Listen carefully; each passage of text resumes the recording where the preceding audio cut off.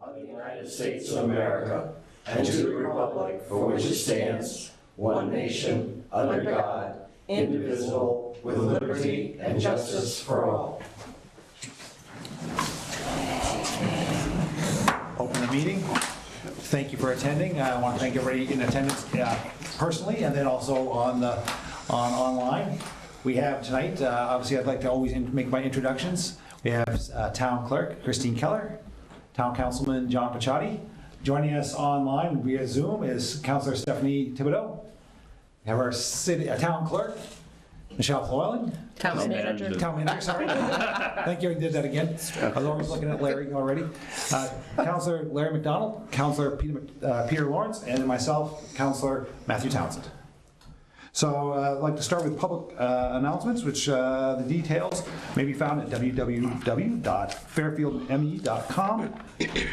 Number one, Fairfield is hiring with openings in the town office, police, fire, public works, and Crossroads TV. 2, Fairfield has volunteer openings for the following ad hoc committees: Building Committee and Committee to address the ramifications of PFAS contamination. If you are interested in serving your community, please complete an appointment application form available online or at the town office.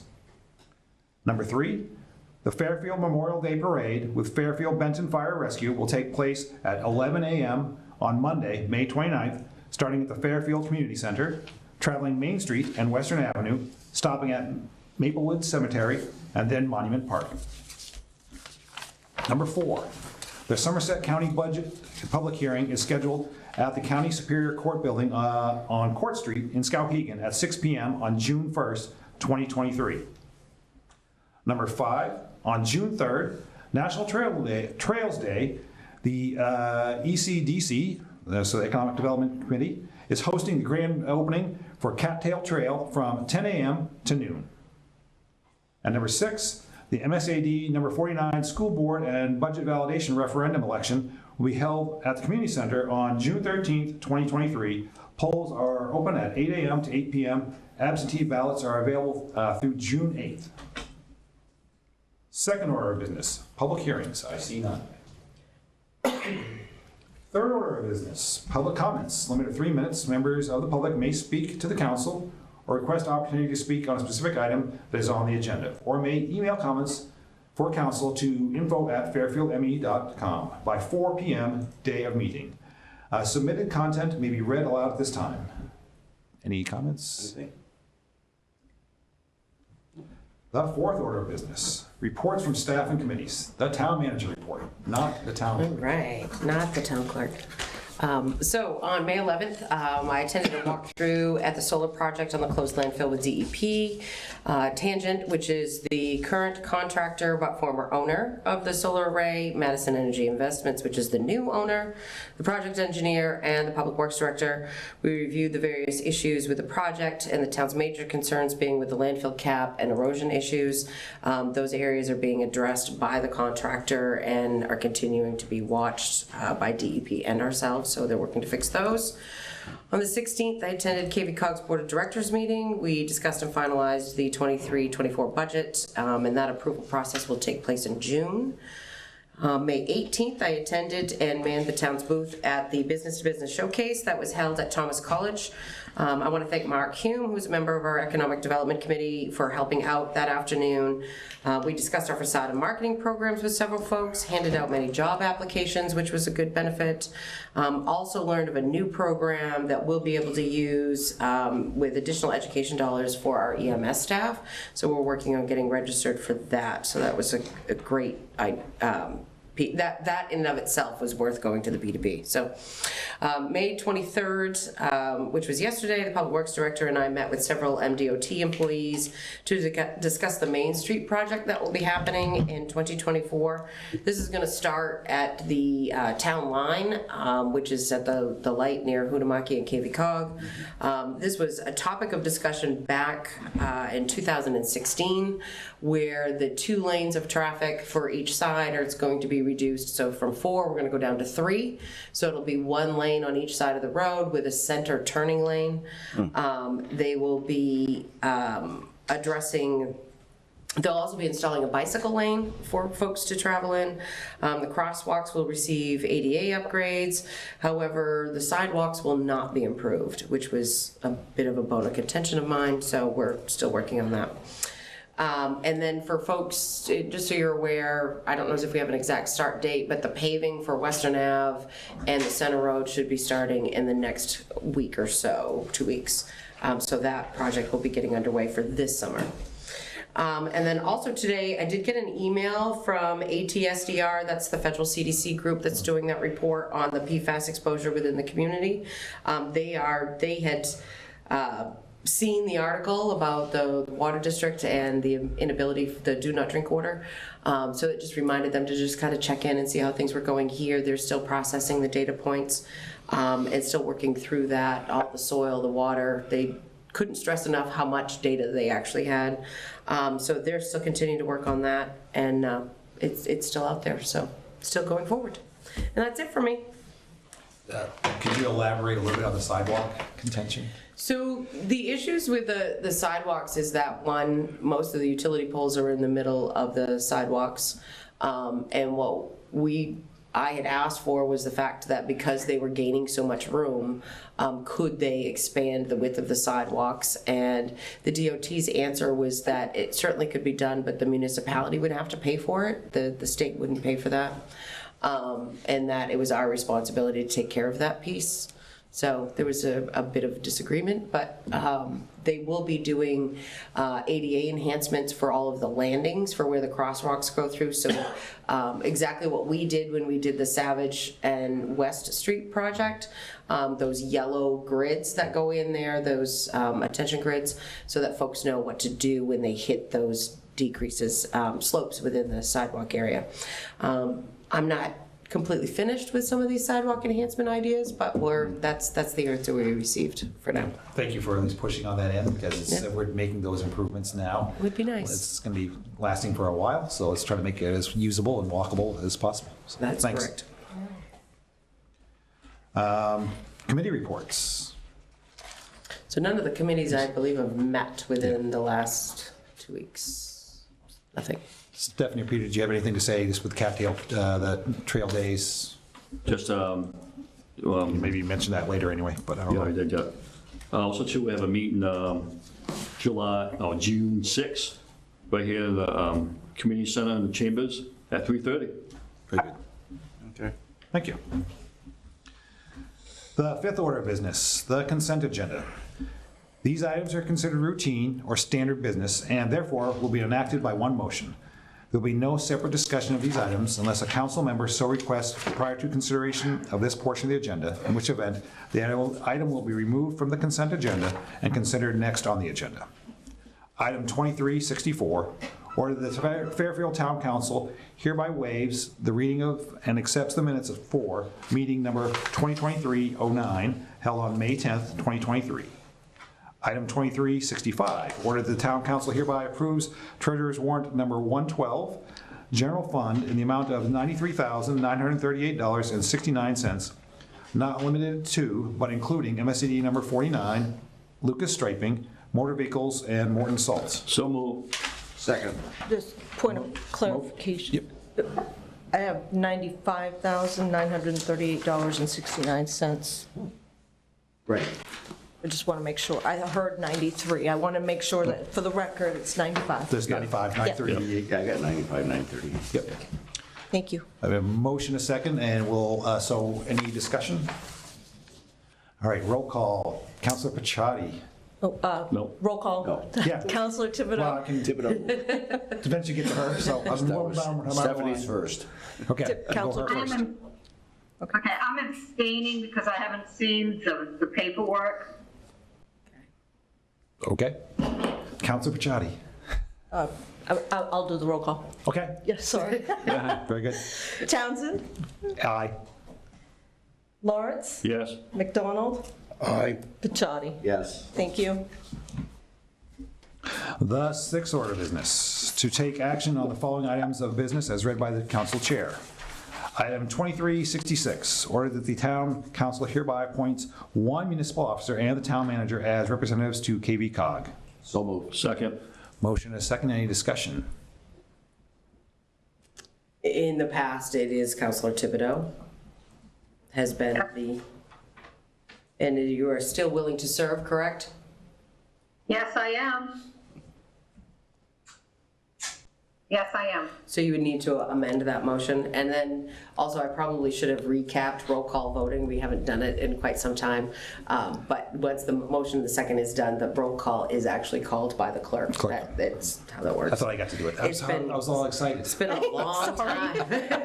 I should have It's been a long explained time that. since we've had to do a roll call. Sorry about that. That's true. Do we have an amendment? I'll move to make an amendment to add Stephanie Thibodeau as the council member. Amendment second. Very good. Any more discussion? Turn it over to you. All right, Counselor Thibodeau, are you abstaining, voting? Yeah, I am abstaining. Okay. Townsend? Aye. Lawrence? Yes. McDonald? Aye. Bichotti? Aye. Motion passes 401. Item 2367, order that the town council hereby considers reappointment of Bruce Williams to the Kennebec Sanitary Treatment District Trustee Board for a 3-year term to expire on June 30th, 2026. So moved. Second. Motion is second, any discussion? I guess I just like to, if Bruce, I'd love to have you there if you want to still be there. I really appreciate your membership there and your support and the work that you do for us. This is not like an elected position. It's just. Water district. Okay. Sewer, yeah. Okay, I just wanna is make sure. appointed. Yep. Ready for roll call? Ready for roll call? All right, Counselor Thibodeau? Yay. Townsend? Aye. Lawrence? I'm losing my voice, Counselor Lawrence? Yes. Yep, sorry. McDonald? Aye. Bichotti? Aye. Motion carries 5-0. Item 2368, order the town council hereby confirms the town manager's award of Green Road Stream Crossing Culvert Replacement to Patriot Paving Group LLC doing business as Freedom Paving in the amount of $109,999 to be expended from the main DEP Stream Crossing Grant. So move. Second. Motion second, any discussion? Just one thing, just to give you a quick update. So again, as I had mentioned before at our last meeting, this was approved under the emergency procedures so that they could get started immediately, because what happens is once you give notice of award, then they have to be bonded and all of those pieces have to come into play. So the contract was actually signed this morning, their bond paperwork was delivered, and they plan to start work next Wednesday, they believe, to mobilize, so to get that done. And if everybody remembers, actually, that was a significant, the difference in the bids was Significant, significant. yes. So I think we had Yeah. I appreciate the work that was done there to get those in line and Yeah. and do this. Nothing back from the county yet for emergency No, management? but initial indications is that the county will not cover anything to do with this culvert. Okay. Because of the fact that we already had a grant in place. So the FEMA money is actually federal money. There's federal money within this DEP grant that we received. However, there's some additional pieces that came into play, like that we were discussing this morning, which is like some of the sediment disturbance that had happened that wouldn't have otherwise happened. And there's some pieces that will have to happen with that. So there may be some repercussions of the event that we can get covered that's outside the scope of the actual construction of Yeah, this before culvert. they- Yeah, I know it might be more damage when they take that culvert out. well, it's already out. Oh, The storm sent it down into the field, it's already out. The excavation. Yeah, we didn't have to pay for that. Okay. When this started, it was around 360 for the total job. Yeah. Are we gonna be even in the ballpark of that still? Yeah, so actually, I think this is actually probably going to come under what we projected. So the piece that you're missing here is the actual culvert itself. This is just for the installation of that culvert. Right, I'm just asking Yeah, so the that's already been total purchased, amount. and I think that was what, 65? 60, about 60, right around 70,000 for that piece. Right. We had a $150,000 grant, which was more than what we had thought we were going to get. So we already, and we have our match that has to go along with that, which we've budgeted for. Right. We also moved which- around with some different types of You have to go to boxes. go to the microphone. We also moved around with some different types of box culverts on this, and the price on that came in way below anticipated. It did, okay. Yes. Obviously, it's an estimate when we first get started. Because what I was looking at was, when it started out, it was around 360, right? And we was thinking like a matching grant of like 180, and now the grant's like 150. No, the grant would have never been on this one. It wouldn't have been? They only give 150. Right, That's the okay. max. I'm just going by memory, I'm not 100% sure. Yeah, I don't remember the 360 number. I remember being maybe 225, 250, but I wouldn't swear to that. Yeah, But prices have come in lower because we've Okay. gone with a different vendor. right. Yep. All right, Things got rushed up a little bit. good. Thank you, Bruce. Any more discussion? Go to the roll call. All right. Counselor Thibodeau. Yay. Townsend. Aye. Lawrence. Aye. McDonald. Aye. Chaudy. Aye. Motion good. carries 5-0. Item 2369, ordered that the town council hereby approves up to the amount of $23,700 to Mainly Paving Service LLC for fire department apron paving to be expanded from the ARPA Pandemic Relief Fund reserve account. So moved. Second. Motion and a second, any discussion? I'd like to know when they're going to begin the process.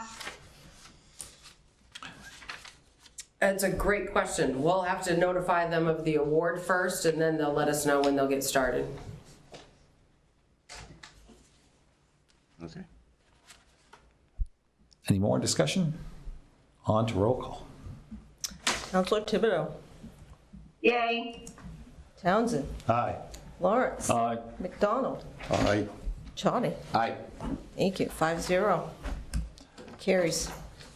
Item 2370, order that the town council hereby signs quit claim deed for Roy B. Meter for property located at 345 Center Road, map and lot 033-009. So moved. Second. Motion and a second, any discussion? Seeing none. Counselor Thibodeau. Yay. Townsend. Aye. Lawrence. Aye. McDonald. Aye. Chaudy. Aye. 5-0. Motion carries. Very good. So moving on to our seventh order of business, the council workshop and other business. So open up to discussion. Councilor Pachadi. Good. Very good. Councilor McDonald. Yeah, maybe just touch on the SAD 49 budget just a little tiny bit. I believe the vote on that is June 13th from 8 to 8. Correct. If the budget passes the way it stands, we're probably looking at, in Fairfield, about a 10 to 12% tax increase. Just want to make everybody aware of that voting no on that is an option.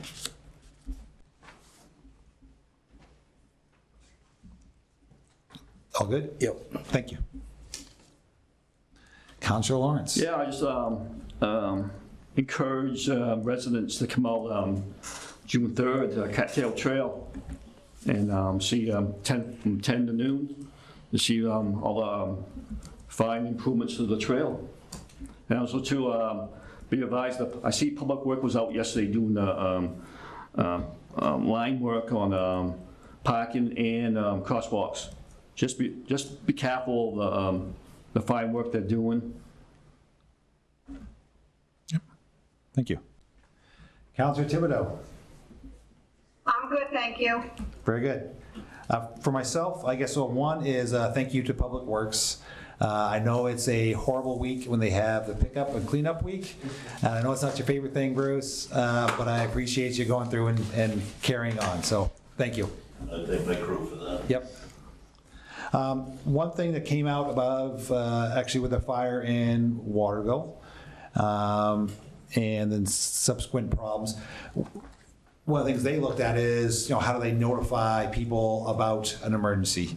And one of the things, and I talked to Michelle about this earlier, our previous website had that ability, but it isn't serviced anymore. But as we look at our new website, we asked about the possibility for having push notifications, which Michelle told me that we can do.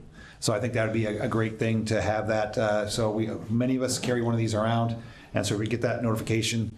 That'd be tremendous. So I think that's a good step to have going forward. I think when that happened, we did as much as we could do at that point, so I appreciate that effort, whether it's on Facebook, whether it's on our own website, putting on the cable access. That's what we can look at doing. So I appreciate that effort on that end. But I think that'd be helpful for us going forward. Another thing is things that I've had some citizens have asked me about housing shortages, and that's something that we can look at working forward on, another working group, I guess. But one thing was a question about ADUs, and so I had this question or this conversation with Michelle earlier, so I wanted to let her talk a little bit. So ADUs are accessory dwelling units, so it's a push to allow more units on a property in the town. And so there are a number of bills going through the state at this point, and things that need to be worked out. And I think it'd be great to have Michelle clarify, which was really helpful when I talked to her earlier today, to really bring some light on the situation. So Michelle, if you could kind of reiterate what we talked about. So the accessory dwelling units have become a topic of conversation since the last legislative session. There was LD 2003, which basically the state legislature tried to find a solution to the housing crisis, but in fact what they did is they've actually created a pretty serious issue throughout the entire state, to the point that there's multiple bills in for this session to try to address those issues. What this LD did is it went against home rule for all the municipalities across the state. So the way home rule works is that the state of Maine has a law, and you as a municipality can create an ordinance, and you can make those rules more stringent, but not more lax than the law. So this LD changed that and basically said, even if you have a land use ordinance that says you can only have 1 unit on 1 acre of land, it doesn't matter anymore, and that you can have up to 2 additional units as long as you can say that there's water and sewer. It doesn't have to have parking. It doesn't have to have the resources for other services. So it's become a big issue, especially in a lot of larger municipalities that have land use ordinances that dictate where their growth areas are, or the things that they can do. So we've been monitoring this. It goes into effect July 1st of this year. Our current land use ordinance is written such that if the law exists that changes what's in our ordinance, you have to follow the law. So if this stays in place as it is written, our land use ordinance will have to be completely updated and revamped. There's a lot of thought process that it's not going to stay, meaning the LD is not going to stay as originally passed. Tomorrow, when I'm at the Legislative Policy Committee in Augusta, because the MMA even put their own bill forward, I should get an update on that as to where all of that actually stands right now in the process. KBCOG, who we are a member of and assists us with usually land use issues in ordinance adoption, will be waiting in the wings to help us, as well as many other municipalities, get those ordinance updated if that needs to be done. But it does have some serious concerns, considering the fact that it can take a postage stamp piece of land and put as many units as you can fit onto it. So this isn't like just putting a mother-in-law apartment above your garage. It shortens all your setbacks. It shortens all of these pieces. So then what happens is if they're hooked to public sewer or public water, are the pipes large enough to handle the volume? Do you have enough municipal staff to handle the influx? Is your school big enough to handle the new students that can come in?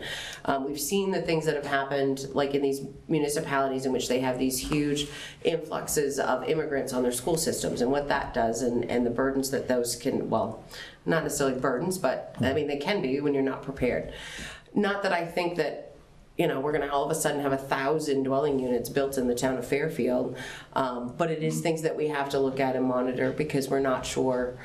What happens is that if there's one sewer pipe that comes into your house and you hook on 3 more units, they're all running through that same pipe, and is that size relatively good enough? Or is your well at your house big enough? Those sorts of things. Another question, how does it affect shoreline? So shoreline zoning regulations still comply, and so does subdivision, believe it or not. So then that also becomes an issue. So if you have a house and you split your house into 3 units, you're subject to subdivision. If you have a lot of land and you split it into 3 units, you're subject to subdivision. So subdivision still comes into play. Okay. But what it does is it doesn't allow the big restrictions. It doesn't allow you to say that in a subdivision you have to have 1 acre land minimum, or X amount of frontage. Right. It takes all those things out of it, so that when municipalities are planning the growth of their communities, it kind of takes that all out and allows for some pretty big developments in areas that might not be prepared to handle it. So we're watching it. I think, the opportunity for folks to be able to, maybe build a tiny home in their backyard for their in-laws or their parents or maybe their kids. I mean, those are great opportunities. The big piece is the fact is, do we actually have the resources and the utilities available to support that? So those are the things we're watching. Well, years ago, they used to put trailers in the backyard and put their kids in a trailer and We don't. hook it into the sewer and stuff, so there was all kinds of stuff they did. Or not hook it into the sewer, but, right, so those are the things that we're just trying to keep an eye on. Yeah. So it's coming, it's just nobody knows exactly what it's gonna be yet, and there's still time to figure that out. Good. Thank you for that clarification and that discussion, Michelle. Appreciate it. The last thing I'd like to mention is just, again, those working groups, both on the building committee and potentially a research committee, and then also for the PFAS ramification committee. We have actually had 2 applications, one for each committee, but I think this is a chance, I guess I'd like to make that push again. These are a chance to be involved in your town and have a say of how things move forward. We always see a lot on other social media sites, and this is your chance to actually do it in person. So I guess I would encourage that. And that's all that I have tonight. Right. So the next regular meeting of the Fairfield Town Council will be on Wednesday, June 28th, 2023, to be held as a hybrid meeting in council chambers and via Zoom at 6:30 p.m. At this point, we will go into recess. Do I have a motion? So moved. Second. Counselor Thibodeau? Yay. Townsend? Aye. Lawrence? Aye. McDonald? Aye. Chotty? Aye. We're in recess, 5-0.